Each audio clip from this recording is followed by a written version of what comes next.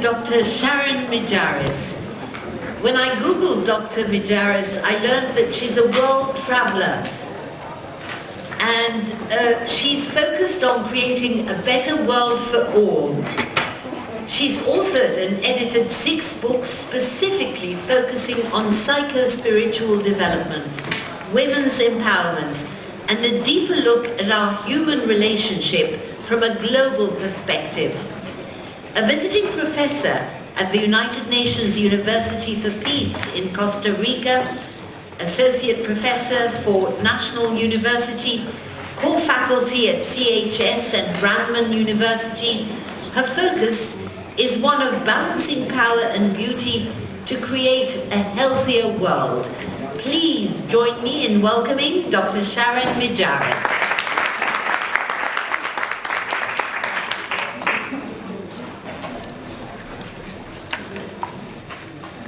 I want to welcome all of you. It is really wonderful to see what has arisen from the beginning ideas of the book. I wish so many of our authors could be here, but sadly enough, there were some problems with visas. Some people don't have the money for transportation, but we're making sure that whoever is not able to come will have the information, that we'll share photos, that we'll share videos, so that everybody is a part of this continuing effort. Okay, so I want to share a little bit about a force such as the world has never known. There's a whole history here where I was going to be part of a large women's organization that was planning a conference in Sofia, Bulgaria. And I had previously co-authored a book with Dr. Alia Rafia and an Israeli woman, Rachel Pollack. And the purpose of the book was to make a statement that women were needed for global change, and to show what patriarchy had done in terms of demolishing it because of its social imbalance of demolishing any religious message, political structures, and everything that prevented a true egalitarian. So I was very excited about this conference because these were women gathering for this type of a purpose. So one morning I woke up, I was in a kind of a semi-inner level of the planning, okay? And I woke up one morning and turned on the computer and found out that there was a big dispute going on, that the inner circle had decided who would be out and who would be in. And they had gotten rid of 2 women, and there was no transparency. Many of the women involved were from the United Nations and what have you. They asked for transparency, and it would not be given. Instead, the website was replaced with all history removed. And it really disturbed me because I thought I'd spent this time working on this book in a deep belief in the role of women in global change, and yet here were women acting very poorly, really following the patriarchal paradigm, much based on money and power and who would have the authority. So after the second website was replaced, I just kind of dropped out. And one morning I went to meditate, and this overwhelming sleepiness came. And so I decided, you're living in Costa Rica, where I was living at the time, go ahead and go back to sleep, you can meditate later. I slept for only about 5 minutes. That sleep allowed me to receive the inspiration for this book, a force such as the world has never known.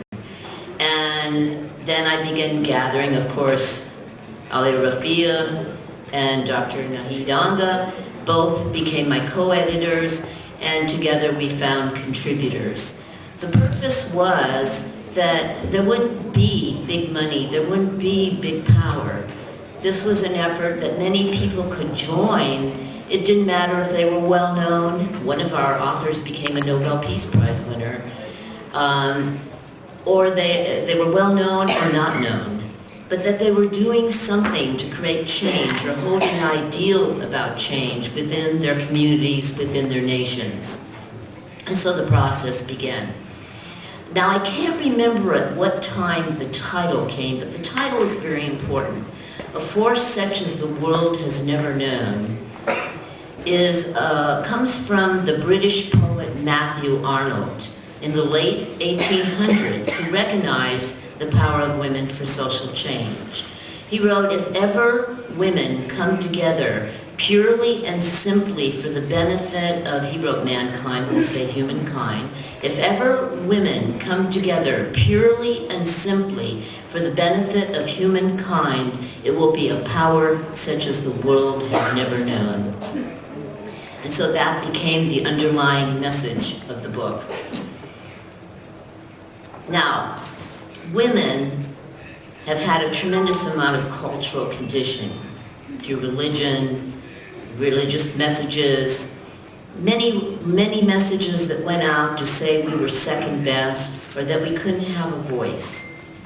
I want to start with the fact that this is a myth, and it really demolished, and myths were chosen to continue this emphasis on women as being insignificant or second best. Now, Rollo May, a psychologist, wrote a book, I think in the 1990s, called The Cry for Myth. And we are in the midst of this major change. And if we think of myth, it's very important. It's like the dream time, the mythological realm, a realm that's at a deeper level from which cultural change emerges. And it influences our stories. We have various levels of inspiration that come forth. He said, give the description of myths. They're narrative patterns that give significance to our existence. As long as the world and society remain empty of myths, deep beliefs that motivate us, which express beliefs and moral goals, there will be depression, and some of it can even lead to suicide, and some of the problems we see systematically throughout this world. In such directionless states, we find ourselves near the end of the 20th century. It is not surprising that frantic people flock to the new cults or resurrect the old ones, seeking answers to their anxiety and longing for relief from their guilt or depressions, longing for something to fill the vacuum of their lives. They give us a sense of who we are. They make possible our loyalties to communal groups. They support our moral values. They address the mysteries of creation and creativity. And so, we are moving from a patriarchally driven world with its corporate power, motivations, to begin to move toward an egalitarian one. So how are the myths changing to support this? Well, it's coming through many of the myths for women. They come now not through as much religious stories at this time, because those are going to have to change to support the changes that are coming forth. They're coming more from movies, if you will. They're coming from movies such as the remake of The Little Mermaid. In the original Little Mermaid, Ariel has to give up her voice in order to have the prince. In the remake of Ariel's and the prince's daughter, she fights the sea witch that had her mother's voice. So the feminine is in there too, but the feminine is a patriarchal destructive force rather than a loving egalitarian one. Then we have Mulan, an Asian story where the girl takes up the sword to save her father, who is elderly and not well. We have Whale Rider, a story from the Maori tradition, and where the chief was depressed that the first and only child, is a girl and not a boy. And there is a myth in these cultures, the Polynesian cultures, that they developed through somebody that was able to ride a whale and carry in a new myth and new meaning. So this girl comes forth and she changes the entire village, okay? Alice in Wonderland, the remake of Alice in Wonderland. She is given the sword. She returns to Wonderland. Everything is changed. and she's given a sword that she can rescue and transform the community. Brave, a cartoon. This girl wins the community, saves the social structure, the people, through using a bow and arrow. I'm going to speak to this whole myth of swords and bows and arrows in a minute. Snow White and the Huntsman, a very powerful movie. Snow White's the old story where Snow White has to go into the forest because the wicked stepmother is jealous of her beauty. But the huntsman cannot kill her, and the 7 dwarfs end up teaching her how to be safe in the forest, and a huntsman instead teaches her how to wield the sword. And so she ends up saving the community from evil and restores perfect egalitarian balance. Then we go into the movie Maleficent, which is my all-time favorite. Maleficent falls in love with a human. She's of the fairy queendom, and she falls in love with a human, and the human goes back to the kingdom, and it turns out that if he can kill her, he would become king. So he doesn't kill her, but he takes her wings, another symbol of power, like the Little Mermaid's loss of voice.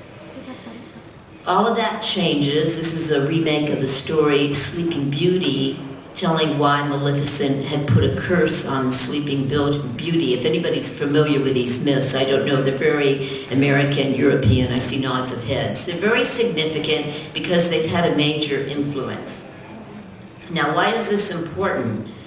If we look at the world religions, most of the world religions, if not all, have downplayed women.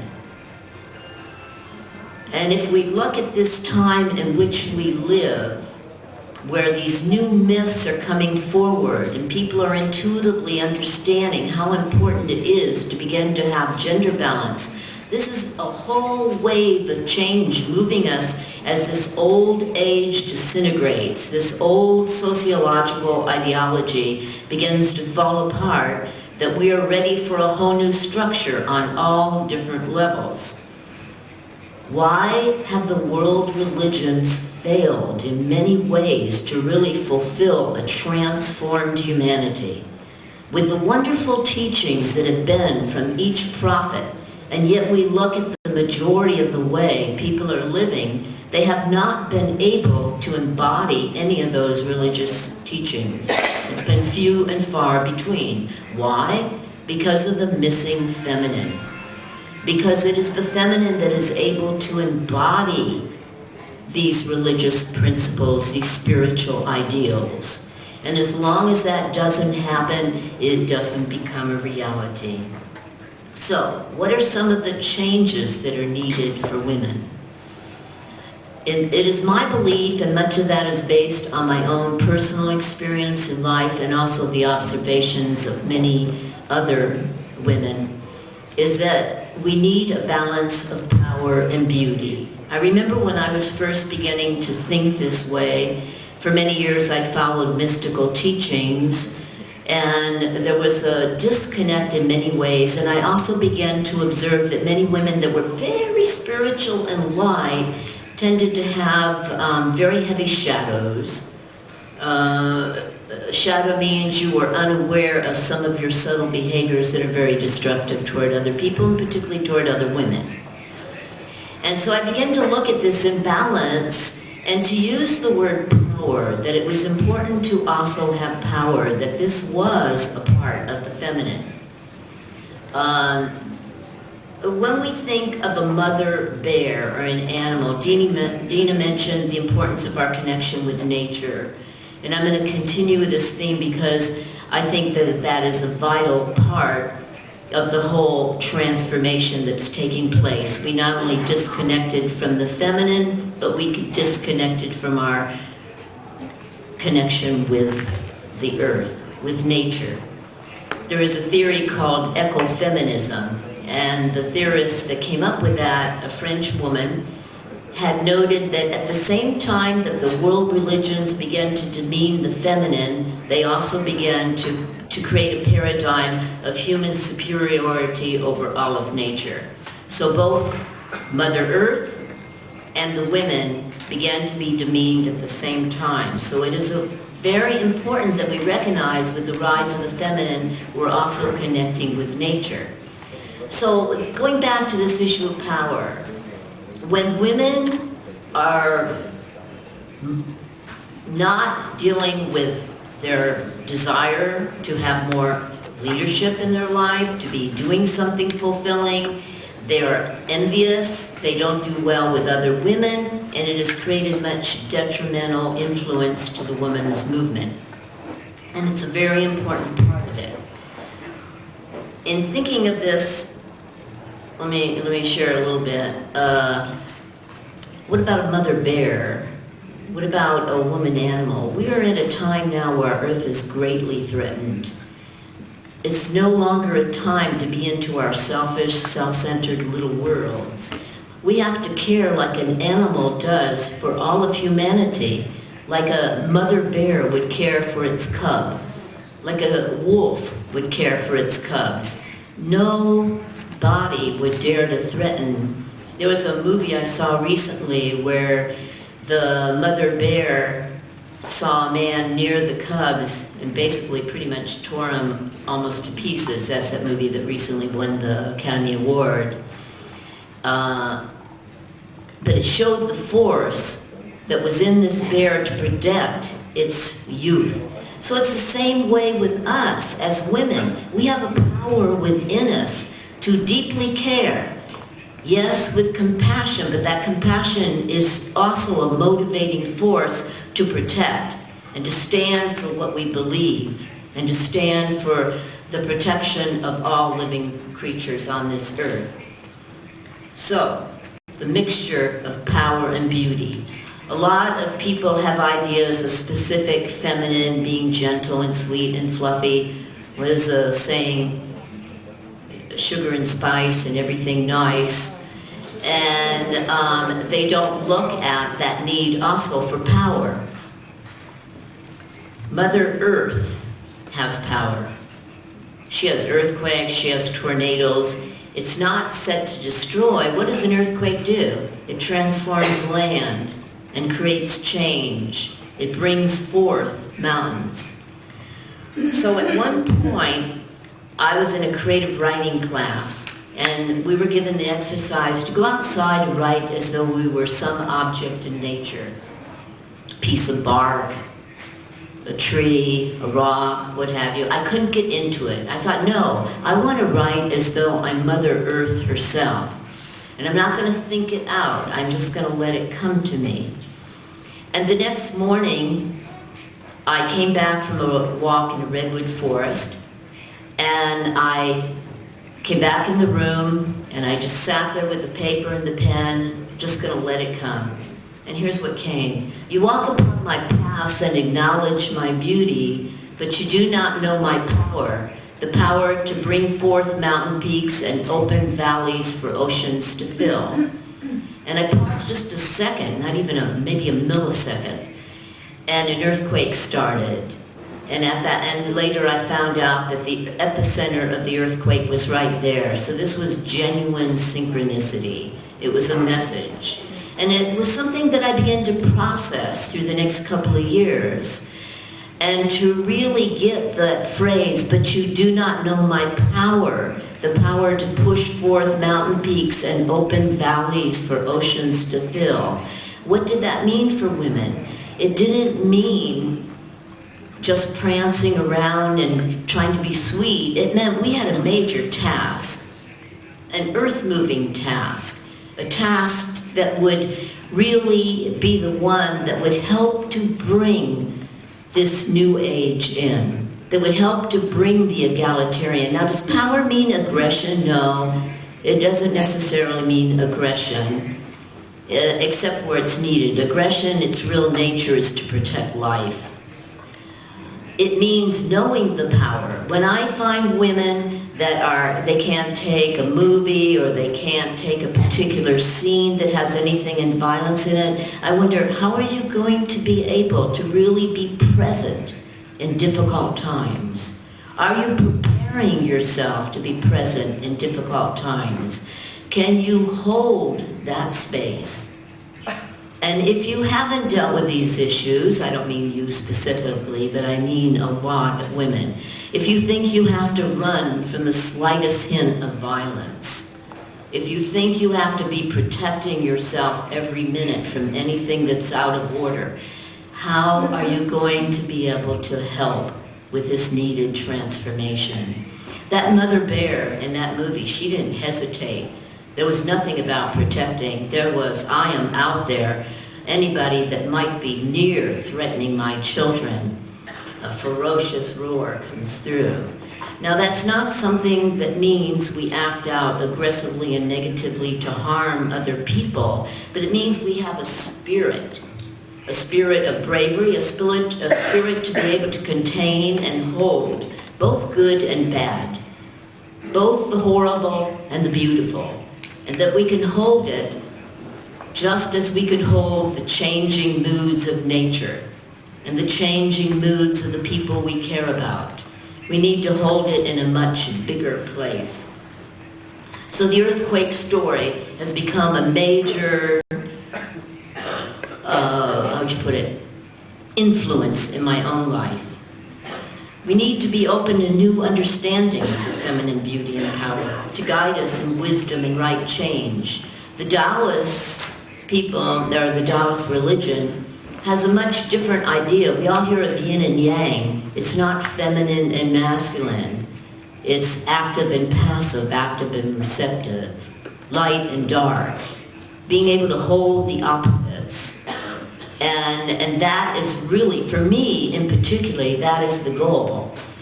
The idea is, I know in Costa Rica I used to have issues with some of the women that always had to wear frilly dresses and flowy dresses for everything. And I remember, I'm 73, I remember when it was a big deal to get to wear jeans. I got in trouble at school once because I had pants under my long coat. It was a real major thing to be able to have that right to wear whatever you want to wear, to hold the changing images of the masculine and the feminine within us. And you even see men starting to have changes where they wear short pants at the knees, tight short pants that never would have been something that a man would wear, at least in the last 100 years or so. It's a change to begin to look. How can we embody all of this? How can we be a force of egalitarianism within our souls? So, a new age is coming. The goal is to prepare for it and to really look at how our ideas of the feminine and masculine are part of that process of change. We're going to be incorporating things that we never even imagined, okay? And many of our models at this point are still based on old ideologies. And so I don't want to criticize anything that people will say after me or at any other time, because we all have our ideas of the masculine and the feminine. Everything is a piece of the pie, and it's all part of the story of what's transforming.